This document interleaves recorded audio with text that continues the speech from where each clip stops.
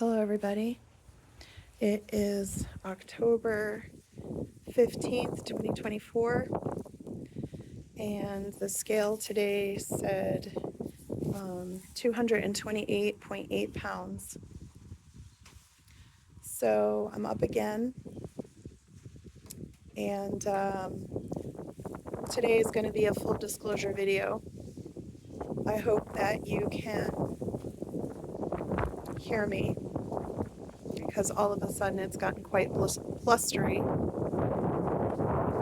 Today is a beautiful autumn day here in the mountains, and the temperatures have dropped, and it's definitely beginning to feel like the fall. So I said that today was going to be a full disclosure video, and what I mean by that is I've not been on track with my efforts. I know I was upset in my last video, and another week has gone by. So, little by little, as the days go by, things in this area, get to be a little bit better.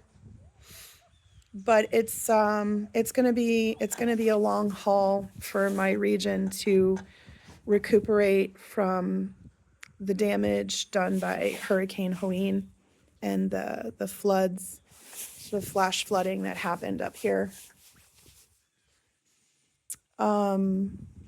which has just been absolutely devastating to local residents and businesses, and just even the infrastructure, the roads, the bridges, the entire water system in Buncombe County, which, if you don't know where that is, that's the county where Asheville, North Carolina is. Anyway, none of that is an excuse. That's just a reality of what's been going on here. Is a lot of disaster impacts, a lot of disaster relief efforts, and a lot of just people not even knowing exactly what to do. And how that translates into my little journey, my little project, is that I have gotten off track with pretty much all of my efforts. It started with having to, try to focus on eating stuff out of the fridge and freezer as much as possible, as quickly as possible, just so it wouldn't waste and so we wouldn't be hungry otherwise, because of everything like powers down, water's down, communications down, the stores were not open, things like that. So you don't want to waste the food you have. And it was definitely kind of like a grand feasting of just eating up stuff before it went bad. All cooked on a 1-burner cook stove that it was pretty much just my husband, and did most of the cooking, so props to him. He said he's going to create a new cookbook of gourmet 1-burner camp stove cooking during a disaster. Anyway, too soon for jokes. So I think that, combined with the fact that the food that you could, keep on hand, like the shelf stable stuff, like crackers, chips, breads, things like that. That's all gluten. I tried not to eat too much of that, but I definitely ate some of it. My tendency for self-comfort just throughout my life has always been comfort eating, specifically sugar. So I definitely went back to some comfort eating and some, sugar consumption. And then I'm not going to say that I didn't do any walking or, physical activity. I've gone on some bike rides and things like that. But the normal groove of like going to my yoga classes, going out on walks here at the Greenway, going to any kind of active events or offerings. Like, not only was that not possible during the disaster, but some of those, like the one kind of like ecstatic dance class that I would enjoy going to, isn't even, it's like that whole building is destroyed right now. So it's going to be a minute before, before everything goes back to the way it was, if it ever even does, with some of that. I'm sorry, I'm rambling. I'm still feeling very I don't know. Hi. That's a cute dog. I'm sorry, Blackwood. And I'm back. Sorry about that. I'm just popular with the puppies today. Somebody was walking by and her dog just insisted on saying hello to me.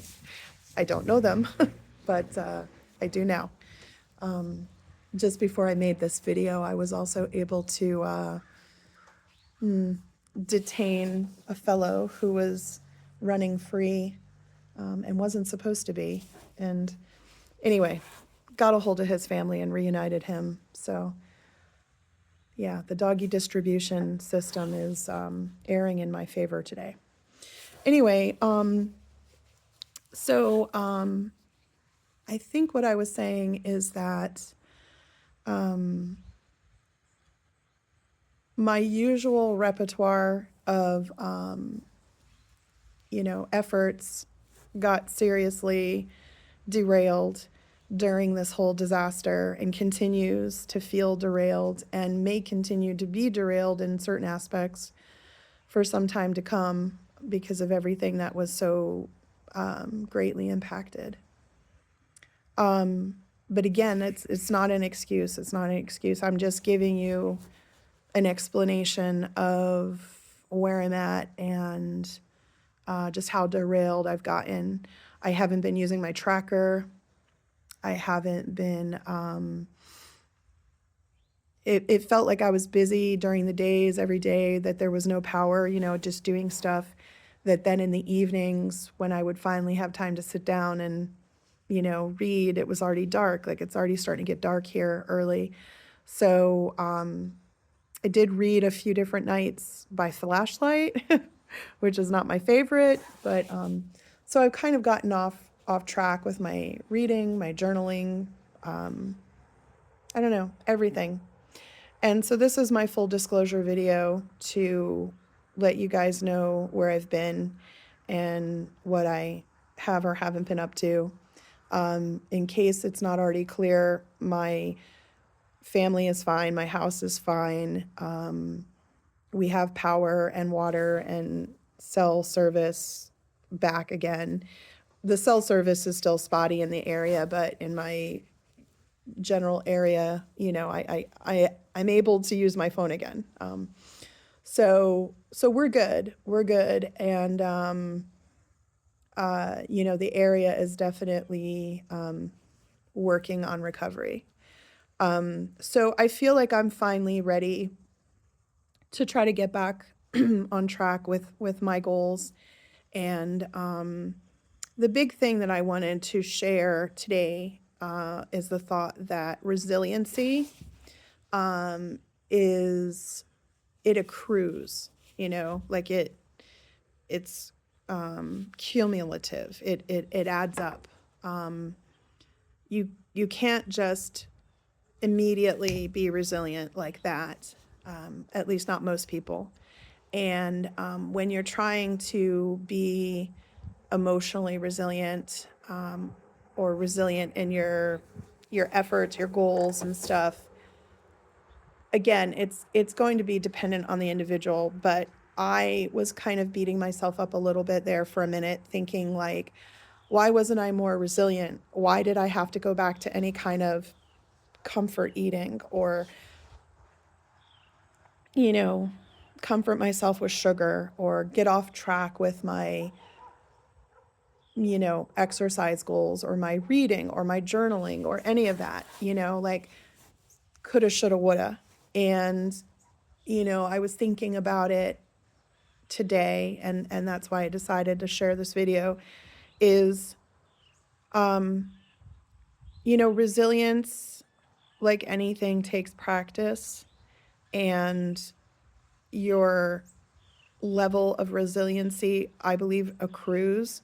So you can get a little more resilient and a little more resilient, like with each passing year, with each passing event that teaches you lessons and gives you the opportunity to practice your resiliency, frankly.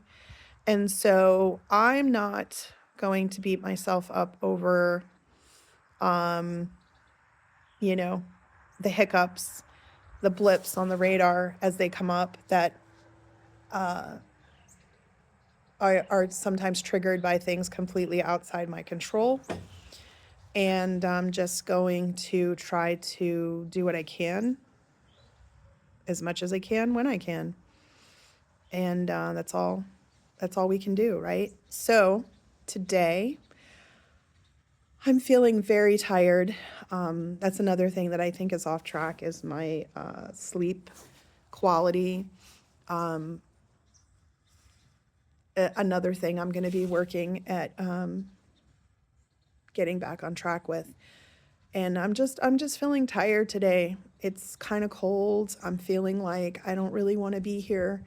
I don't really want to walk uphill and make this effort and do this 2 miles.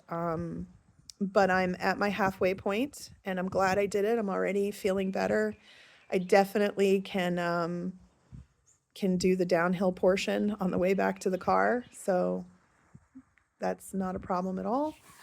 And I got to rescue a dog, so it's all good, right? So yeah, that's my update. I hope you're doing well.